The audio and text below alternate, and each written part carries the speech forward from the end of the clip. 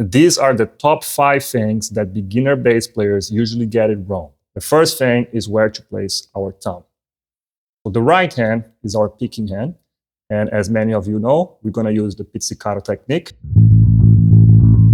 And what I see many beginner bass players doing is that they put their thumb up here, or they put it back here, or they just put it in a random place, like just hanging around. But the best way to do it is to use the E string to place our thumb on top of that.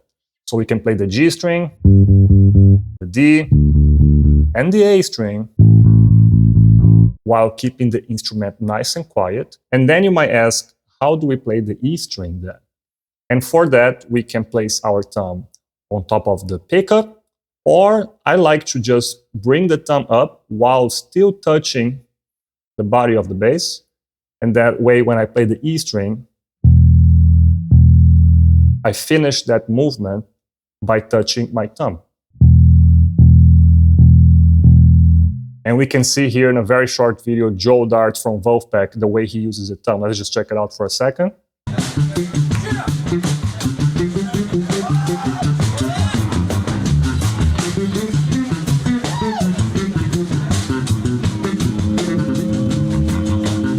So we can clearly see here that when he plays the G, the D, or the A string, he's leaving the thumb on the E. And then when he plays the E, he just places on the pickup. A good way to practice that is to just play the open strings.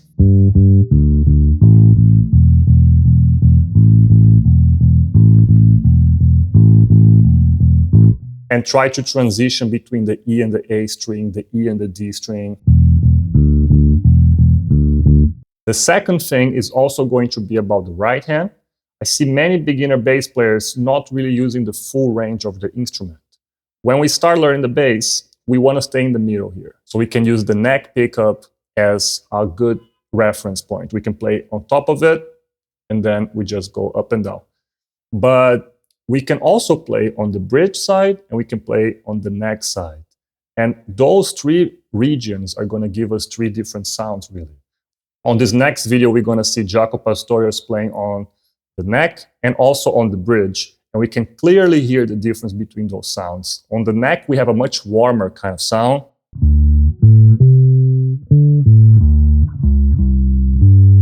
And on the bridge, we have a much punchier kind of sound, which is great to play faster and to play solos.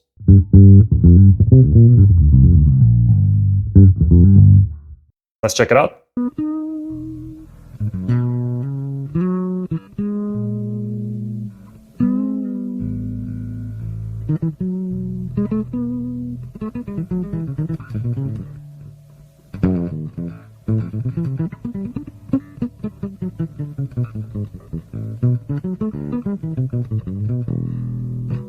So make sure to explore your instrument and experiment with different places. Yes, playing in the middle is very balanced and it's going to give us the easier way to really play the instrument. But if you want more speed, if you need more notes per second, the bridge is going to be great for that. And if you want a nice and warm tone, even for our walking bass, for example, on the electric bass, we can use the neck.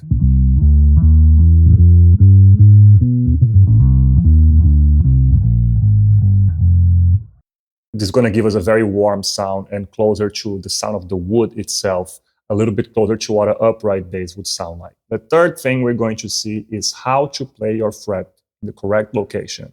So I see many beginner bass players placing their finger in the middle of the fret. And sometimes even in the back of the fret. And we can see that that doesn't work so well because it starts to buzz. The correct location really is when we bring it to the inside, to the right side of the fret. And then we can get a nice sweet spot kind of sound. Now keep in mind, we don't want to place it on top of the metal, because sometimes we get a weird sound out of that. So make sure to place it right before the metal, and you get a very clean sound. The more we go towards the left, the more pressure we need to play it.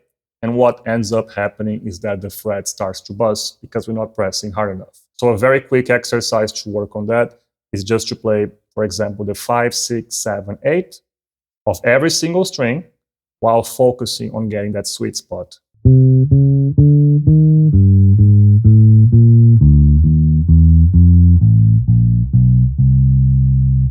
In this situation, it's of course very easy to do that, but as we play more complex lines, we will use that muscle memory to be able to transition always in the correct location.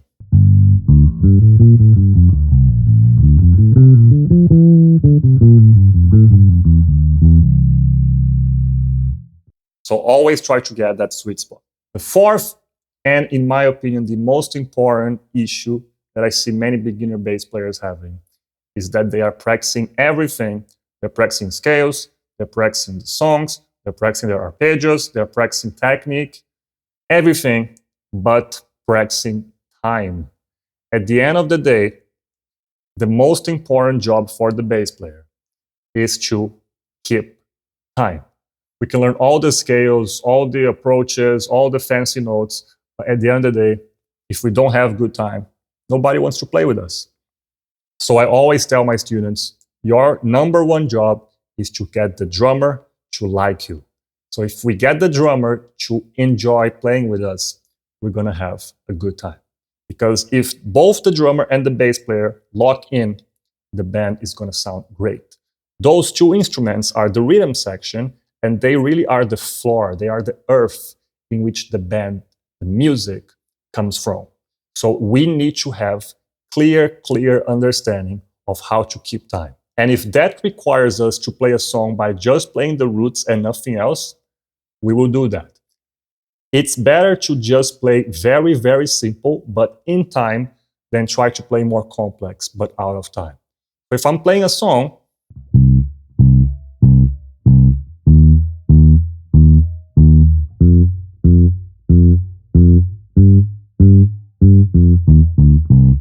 and I'm just playing quarter notes like that, as long as they're in time, people are going to have a good time and the band's going to sound good. A great example is Sir Duke by Stevie Wonder. If we look at the beginning, we have this.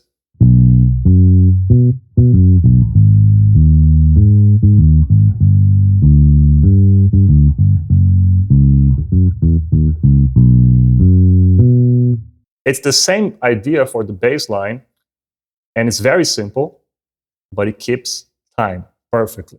Our job right there was to make sure that the one was always being played. This is the one. This is the next one. The best way to practice this is to work with the metronome. Anywhere between 80 to 100 BPM really is the sweet spot, and you can use a song that you know. You can play the Sir Duke song.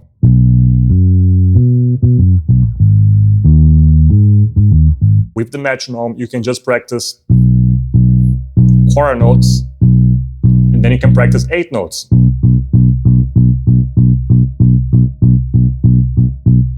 Just try to spend some time with the metronome, get familiar with it. Every great musician that sounds great and is a working musician, at one point of their life, spend a great amount of time with the metronome. And many of them, still work with the metronome. We should always have the metronome as a way to help us understand time and just to improve our sense of time. So remember that your job is to keep time.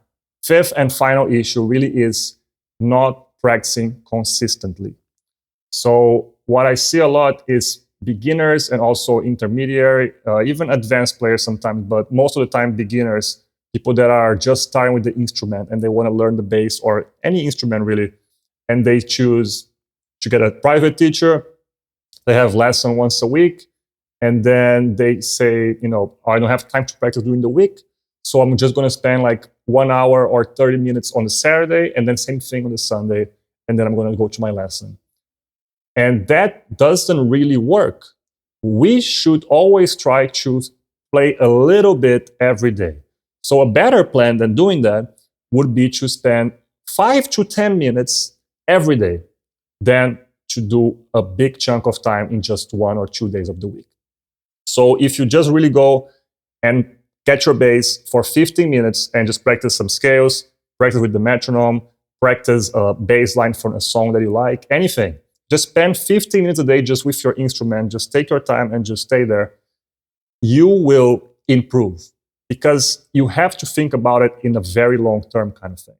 Imagine doing 50 minutes every day for a full year, and then for 2 years, and then 3. The results just exponentially grow. You're going to become so much better. You're going to start to get so familiar with the instrument because you're around it every single day that it becomes a part of you at one point. And you can start to learn the language like that.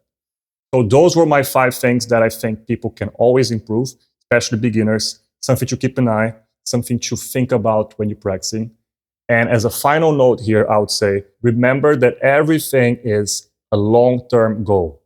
The idea is not to become great in a week, in a month, in 2 months, in a year. Be patient, take your time, and just enjoy playing music.